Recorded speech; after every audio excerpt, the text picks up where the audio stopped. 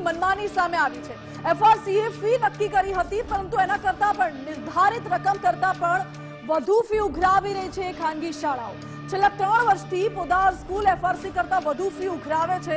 આંકડા પણ સામે આવ્યા છે અમારી પાસે। સિનિયર કેજીમાં 33,000 રૂપિયા નક્કી કરવામાં આવ્યા હતા, જેની સામે 51,360 રૂપિયા ફી વસૂલવામાં આવે છે, લગભગ 15 થી 17,000 વધારે। બીજો પોઈન્ટ, જુનિયર કેજીમાં 33,000 ફીની રકમ નક્કી કરવામાં આવી હતી એફઆરસી દ્વારા, જેની સામે 48,000 રૂપિયા વસૂલવામાં આવ્યા। ત્રીજો પોઈન્ટ, નર્સરીમાં 33,000 રકમ નક્કી કરવામાં આવે છે, તેની સામે 43,200 જેટલી ફી વસૂલવામાં આવે છે, એટલે સીધો 10 થી 15,000 જેટલો વધારો ફીમાં કરી દેવામાં આવે છે। એફઆરસીમાં ખાનગી શાળાઓ માટે જે નિયમો હોય છે તેમાં એક જોગવાઈ એવી પણ હોય છે કે દર વર્ષે ખાનગી શાળાઓ થોડા પ્રમાણમાં પોતાની રીતે ફીમાં વધારો કરી શકે છે। એ થોડું પ્રમાણ એટલે કે 5% જેટલું લગભગ હોઈ શકે। લમસમ કહી રહી છું, એ આંકડો સ્પષ્ટ નથી, પરંતુ 5% જેટલું ખાનગી શાળાઓ પોતાની ફીમાં વધારો કરી શકે છે। પરંતુ આ બધી ખાનગી શાળાઓ જે શિક્ષણના નામે આ બિઝનેસ ચલાવી રહી છે, એ ખાનગી શાળાઓ 10 થી 15% સીધો ફી વધારો દર વર્ષે કરી લે છે, અને એની સામે વાલીઓએ વિરોધ નોંધાવ્યો છે। દરેક ધોરણમાં પોદાર સ્કૂલમાં લગભગ 12,000 થી લઈને 15,000 રૂપિયા સુધીની વધુ ફી ઉઘરાવવામાં આવે છે, અને આટલી બધી ફી ઉઘરાવ્યા બાદ પણ બાળકોને તો કોઈ જ સુવિધા નથી પડતી તેવો વાલીઓનો દાવો છે। વાલીઓનું એવું કહેવું છે કે આ બાબતે એફઆરસીને પણ અનેકવાર રજૂઆત કરવામાં આવી છે, છતાં પણ કોઈ જવાબ નથી મળતો, અને આટલી બધી ફી ઉઘરાવ્યા છતાં પણ બાળકોને કોઈ સુવિધા નથી મળતી। વાલીઓએ જે પોતાની દુવિધા વ્યક્ત કરી છે એ પણ આપને સંભળાવીએ। ફેસિલિટી મળવી જોઈએ, એ તો એકચ્યુઅલી મળવી જોઈએ। આજે પેરેન્ટ્સ એટલા માટે આવે પિકનિક માટે, આ છે તે છે, ભાઈ અમે લોકો આટલી બધી એક્ટિવિટીઝ કરાવી છે, ઇટ્સ ઓકે, બધું બરાબર છે, પણ વોટ અબાઉટ ધ મેન્ટેનન્સ? સુવિધાઓ તો આપો। અને તમે આટલી બધી ફીસ, આજે કોઈના 2 છોકરાઓ છે, કોઈના 3, ચાલો મારી એક જ છોકરી છે, કોઈના 2-3 છોકરાઓ છે, કેટલી ફીસ ભરભર કરશે? કેટલા વર્ષથી આ ફીનું ઉઘરાવે? અને એક્ઝેક્ટલી આ ફીસ દર વર્ષ આ લોકો પેલી 10-10% રીતે વધારી દે છે, અને તમે આ રેકોર્ડમાં રૂલ્સ તો જોવો છો, એફઆરસીના નિયમ પ્રમાણે જેટલી ફીસ છે એમાં ખાલી 5% વધારો કરવાની છૂટ છે। એફઆરસી કમિટીને રજૂઆત કરેલી છે, અને ડીઓ કચેરીમાં પણ એક પેરેન્ટે રજૂઆત કરેલી છે, પણ કદાચ રજાઓને કારણે હજુ રિપ્લાય લેટ આવ્યો હશે, અને ફીસ સ્કૂલ વધારે લઈ રહી છે। એફઆરસીના નિયમ કરતાં પણ ફીસ વધારે લેવામાં આવી રહી છે। બીજું, ઓલરેડી એફઆરસીના નિયમ પ્રમાણે દર વર્ષે 5% વધારો થવો જોઈએ, એના કરતાં પણ એ લોકો વધારે ફી લઈ રહ્યા છે। ફી ઓલરેડી વધારે લઈ રહ્યા છે, એના કરતાં પણ દર વર્ષે પ્લસ એની ઉપર બીજો વધારો નાખી રહ્યા છે। એ લોકો તો અમારે રૂલ્સ છે, ફેસિલિટીઝ આપીએ છીએ એટલે કરીને પૈસા વધારી લે છે। એસી આખું વર્ષ ચાલતું નહોતું, કેટલી કમ્પ્લેન કરી, રિપેર કરાવવા કોઈ રાજી નહોતું। મારો છોકરો કે મમ્મી વોશરૂમ ગંદુ હોય ને તો હું નથી જતો, ઘરે આવીને દોડતો વોશરૂમ જાય છે। એવરી મંથ ફૂડ સ્ટોલ્સ લગાવે છે, સ્કૂલ કમાતી હોય ગમે ત્યાં નાખતી હોય પૈસા, પણ દર મહિને સ્પોર્ટ્સ એક્ટિવિટી કરાવો, સ્પીકિંગ એક્સપોઝર આપો, બીજું કંઈ કરાવો જેમાંથી છોકરાઓને બેનિફિટ મળતું હોય। અમે હોટલમાં ને બહાર લઈ જઈને છોકરાઓને ખવડાવીએ જ છે। એક નામચીન સ્કૂલ જેની આટલી બધી બ્રાન્ચીસ છે આખા ગુજરાતમાં, મસમોટી રકમની ફી વસૂલી કરે છે, પરંતુ એક સામાન્ય ટોયલેટ બાથરૂમ પણ ક્લીન રાખી શકે એવી સુવિધા નથી મળતી। આવી સ્થિતિમાં વિદ્યાર્થીઓએ ક્યાં જવું? આટલી બધી ફીસ વસૂલી કરવામાં આવે છે। જ્યારે આ મુદ્દો સામે આવ્યો, વાલીઓએ હોબાળો મચાવ્યો, રોષ ઠાલવ્યો, ત્યારબાદ તંત્ર એક્શનમાં આવ્યું। વડોદરાની પોદાર સ્કૂલની મનમાની સામે હવે છેક તપાસના આદેશ આપવામાં આવ્યા છે। એફઆરસીએ નક્કી કરી તેનાથી વધુ ફી લેવા મુદ્દે હવે તપાસના આદેશ અપાયા છે। જિલ્લા શિક્ષણ અધિકારીએ તપાસના આદેશ આપ્યા છે અને કહ્યું છે કે જો શાળા વધુ ફી લેતી હશે તો કડક કાર્યવાહી થશે। ફીના નામે લૂંટ ચલાવશે તો નહીં ચલાવી લેવાય તેવું જિલ્લા શિક્ષણ અધિકારી છેક હવે કહી રહ્યા છે। વધુ ફી લીધી હશે તો પાછી આપીશું, ઓકે, આ સૌથી મેઇન પોઈન્ટ છે, ડીઈઓએ કહ્યો છે। જો વધુ ફી શાળાએ લીધી હશે તો પાછી આપીશું, જ્યારે વાલીઓનો એવો દાવો છે કે છેલ્લા 3 વર્ષથી પોદાર સ્કૂલ એફઆરસીની નિયત કરતા વધુ ફી લે છે। આ બાબતે શું કાર્યવાહી થાય છે જોઈશું। પહેલા ડીઈઓએ શું કહ્યું આપને એ સંભળાવીએ।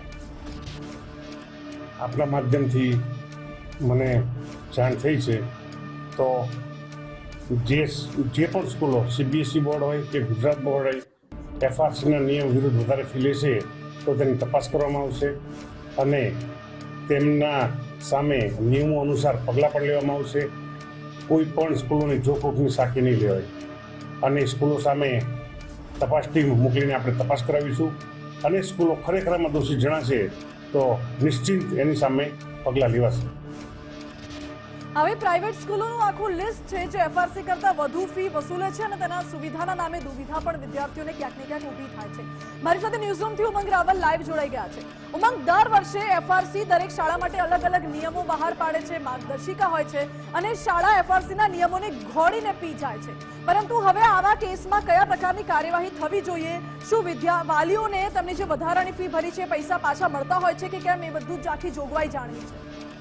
પહેલાં તો એમ કહીએ કે વડોદરામાં થયું કે નવાઈની વાત નથી. હાલતા ને ચાલતા એડમિશન થાય ને ફી જ્યારે ભરવાની થાય એટલે આમ તો 5% વધારો છે. એટલે તમામ જે ખાનગી સ્કૂલો છે એ કમિટીમાં એફઆરસીની જે છે એમાં રજૂઆત મૂકે કે ભાઈ વધારાની જરૂર છે અને વધારો થાય પણ છે. અને વધારાને લઈ અને જે એફઆરસી નક્કી કરે છે એના કરતાં પણ વધારે ફી એ સ્કૂલો લે છે. એમાં પણ કોઈ નવાઈની વાત નથી. અમદાવાદની અંદર તમે દર વર્ષે 1-2 સ્કૂલોનો વિરોધ મળે જ. ઉદ્ગમ સ્કૂલ હોય કે ત્યાર પછીની ઘણી બધી એવી સ્કૂલો છે કે જ્યાં આગળ વિરોધ થઈ ચૂક્યો છે. પોદ્દાર સ્કૂલ વડોદરામાં જે વિરોધ થયો છે એમાં પણ એક વાત છે કે ભાઈ જે નિયત કરેલી ફી છે એફઆરસી થકી, ફી રેગ્યુલેટ કમિટી થકી, તેના કરતાં પણ વધારે ફી જે છે એ એમના થકી લેવામાં આવે છે. અમદાવાદની અંદર જ્યારે આવા વિરોધ થતા હતા ત્યારે એક વખત એવું બન્યું હતું કે જે સ્કૂલ છે એ એફઆરસી કરતાં વધારે છે ફી લેતી હતી અને એના જે વધારાના જે નાણાં હતા, માનો કે 10,000 રૂપિયા ફી હોય એફઆરસીએ નક્કી કરેલી અને એની સામે 15,000 ફી લેતા હોય તો સામે 5,000 રૂપિયા છે વાલીઓને પાછા મળી રહ્યા છે. નિયમ છે કે જો નિયમના વિરુદ્ધ તમે ગયા તો તમારે જે નક્કી કરેલી ફી છે એના કરતાં વધારે તમે પૈસા લીધા હશે તો વાલીઓને પરત આપવા પડશે ને એવું ભૂતકાળમાં થઈ ચૂક્યું છે. પણ આવું થાય છે કેમ? ખરા અર્થમાં હવે વાલીઓ વિરોધ કરે ત્યારે એફઆરસી અને ડીઈઓને ખબર પડે છે.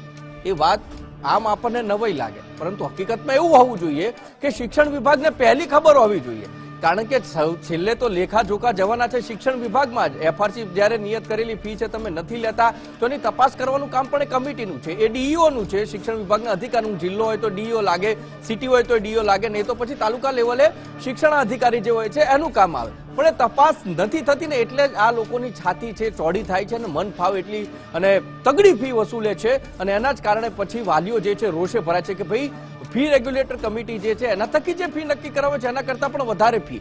એટલે જો કમિટી અને અધિકારીઓ છે પોતાનું કામ સરખી રીતે કરશે તો પછી આ કોઈ પ્રશ્ન ઊભો નથી થવાનો. પરંતુ એ તપાસ સમયાંતરે જે થવી જોઈએ, જે રેડ પાડવાની વાત હોય અથવા તો અચાનક ત્યાં સ્કૂલે ઉપર પહોંચી અને એમના જે દસ્તાવેજ એટલે કે પુરાવો જે છે એ તપાસવાની વાત હોય, જે ફીની રસીદો આપે એ તપાસવાની વાત, આ બધું કશું થતું નથી. અને એના જ કારણે ક્યાંક છે આ બધી સ્કૂલો, પ્રાઇવેટ સ્કૂલો જે છે એફઆરસીના નિયમ વિરુદ્ધ જાય છે અને ફી વધુ વસૂલે છે. આ પોદ્દારમાં થયું કે નવાઈની સહેજ પણ વાત નથી. અમદાવાદમાં તમે જોશો તો 1-2 દિવસમાં જ્યારે ફી ભરવાનું બધું થશે અને જ્યારે કમિટીએ જે નક્કી કરી છે એના કરતાં ફી વધારે લેશે એટલે અહીંયા પણ વિરોધ જોવા મળશે જ. અને ભૂતકાળમાં બન્યું જ છે કે 1-2 ની અનેક સ્કૂલોમાં એફઆરસી વિરુદ્ધ લગે છે. દર વખતે એક જ વાત આવે છે કે અમે તપાસ કરીશું, તપાસના આમ દેખાશે તો આમ કરીશું, તેમ કરીશું.